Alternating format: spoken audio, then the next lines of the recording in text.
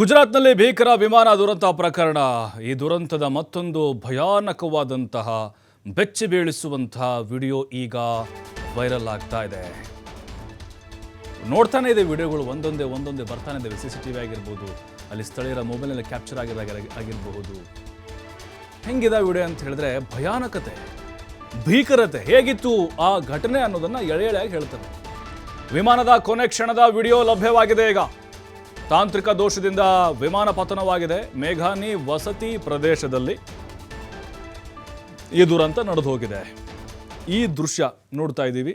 Normal ಆಗಿ ಹೋಗ್ತಾ ಇದೆಪ್ಪ, normal ಆಗಿ ಟೇಕ್ ಆಫ್ ಆಗ್ತಾ ಇದೆ. ರನ್ವೇದಲ್ಲಿ ಹೋಗ್ತಾ ಇದೆ ನೋಡಿ, ರನ್ವೇದಲ್ಲಿ ಹೋಗ್ತಾ ಇದೆ. 23 ನಂಬರು ಹೋಯ್ತು ಮೇಲಕ್ಕೆ ಹೋಯ್ತು. ಆರಾಮಾಗಿ ಪ್ರಯಾಣಿಕರು ನಮ್ಮ ಟೇಕ್ ಆಫ್ ಆಯ್ತಪ್ಪ, ಹೋಗ್ತಾ ಇದ್ದೀವಿ, ನೆಮ್ಮದಿಯಾಗಿ ಹೋಗ್ತಾ ಇದ್ದೀವಿ ಅಂತ ನೋಡಿ. ಎಷ್ಟು 625 ಅಡಿ ಅಂದರೆ ಸುಮಾರು 190 ಮೀಟರ್ ಹೋಯ್ತು ನೋಡಿ. ಅದು ಮೇಲಕ್ಕೆ ಹೋಗಲಿಲ್ಲ, ಕೆಳಗಡೆ ಬಂತು. ಅಂದರೆ ಪಕ್ಕ ಅಪಾಯ ಎದುರಾಯಿತು ಅಂತ ಅರ್ಥ. ಅಲ್ಲಿ ನೋಡಿ, ಮೇಲೆ ಹೋಗಿದ್ದು ಕೆಳಗೆ ಬಂತು ಅಂತ ಹೇಳಿದ್ರೆ ಉಡೀಸಾಯಿತು ಅಂತ ಅರ್ಥ. ನೋಡಿ ಹೆಂಗೆ ಕೆಳಗಡೆ ಬಿತ್ತು ಅಲ್ಲಿ. ಈಗ ನೋಡಿ ಬ್ಲಾಸ್ಟ್, ಬೆಂಕಿ, ದೊಡ್ಡ ಬೆಂಕಿಯ ಉಂಡೆ.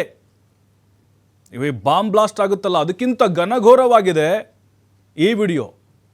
ಈ ಮಿಸೈಲ್ ಅಟ್ಯಾಕ್ ಆಗುತ್ತೆ ಅಥವಾ ಈ ಯುದ್ಧ ವಿಮಾನಗಳು ಅಟ್ಯಾಕ್ ಮಾಡ್ತಾವಲ್ಲ, ಅದಕ್ಕಿಂತ ಬಹಳ ಭಯಂಕರವಾಗಿದೆ ಈ ವಿಡಿಯೋ.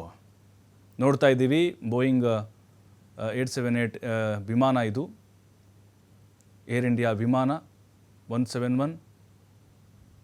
ಸುಮಾರು 625 ಅಡಿಗೆ ಹೋಗ್ತಾ ಇದ್ದಂತೆ ದೋಷ ಕಾಣಿಸಿಕೊಳ್ಳುತ್ತೆ, ತಾಂತ್ರಿಕ ದೋಷ.